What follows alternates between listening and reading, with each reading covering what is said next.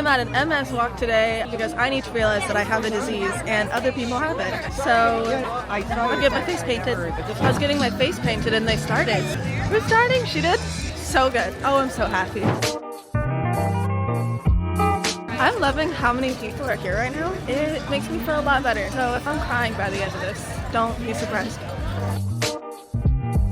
They blocked off the street, which is so sweet. I also find like a little comedic that it's a walking thing for people with MS because we have like a walking disability half the time. Yeah. But it's sweet seeing everyone. There's a lot of canes and wheelchairs. It makes me a little nervous for my future, but it makes me want to take my health more seriously.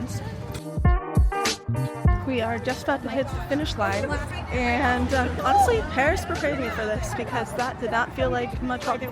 3 miles though, so I talked with my grandmother the whole time. She's my biggest supporter. Love my grandma. Yeah, I will show off the finish line when I get there. I can see it just ahead of me and it looks so cute. This is really nice. Right when I read the prescription of medication that you can take for this. So I was diagnosed with MS as of a couple months ago, and I started my journey in my hometown, and I did not like my neurologist, so I moved down to LA area, so I had better neurologists, and I haven't gotten to meet with any of them yet because it is so hard to get an appointment with a neurologist. Also, to show how cute this is again. This was my first time meeting anyone with multiple sclerosis, and it really made me so happy, and I felt such a strong community in the area because I met one person and literally everyone started talking to me because I came alone. I didn't have anyone to go with me today, and I did a 3-mile walk by myself, and my grandmother was on the phone with me the entire time. She's my biggest supporter and I love her with all my heart. MS to me looks like flare-ups of losing the senses in my hands or like tingling. I don't feel sensation on them. It is optic neuritis very strongly, which is blurry vision and dots all over my eyes all the time. And the reason I got diagnosed is because my optic neuritis flared up so much that my eyes were looking in 2 different directions. And you can see in my old content I was wearing an eye patch for a little bit, and that was the start. And that was when I found out officially that that was what I was going to be diagnosed with. Because we had to do the x-rays and we found the lesions in my brain.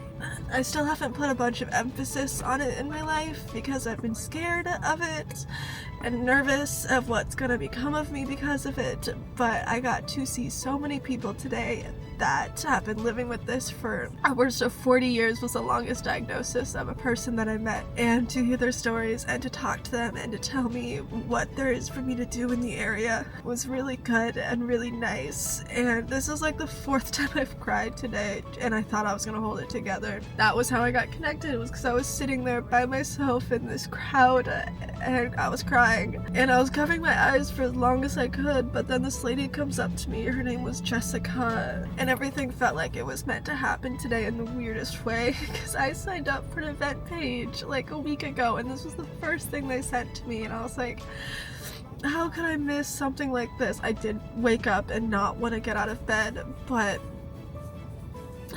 there are support groups when you don't realize it, and I am just so impressed by what I saw today and the people I interacted with. MS is an issue, multiple sclerosis to say the full name. A funny shirt I saw once, it said, "I'm too cool for one sclerosis. I have to have multiple." Like, okay, I would buy that shirt. Going forward, I have an appointment to get my spinal tap and get a 100% official diagnosis, but it's a pretty clear case that I have it. I have every sign, every symptom. They just have to do some blood work on me to have it on paper. But if you look at my brain, it also comes with my feet just falling from underneath me. I'll lose the ability to walk for a second, only a second, because my legs, they get tired, and I'm trying to walk more. I'm trying to do more physical activities to keep my legs stronger because this is something that cripples you. There were people in wheelchairs walking today. There were canes, there were crutches, and I feel bad. I hate what this does to people. It is not a deadly illness. It is a brain disease that interrupts, or no, it eats at the myelin, I believe. That's the thing. I haven't done much research because it scares me. This is a scary thing. And I've stayed in the dark for so long, and these people have inspired me to do my research on what I have. I have this, but I don't want to know anything about it because I was scared. But I have wonderful support groups. I'm not alone. Everyone was just had very important things to do today.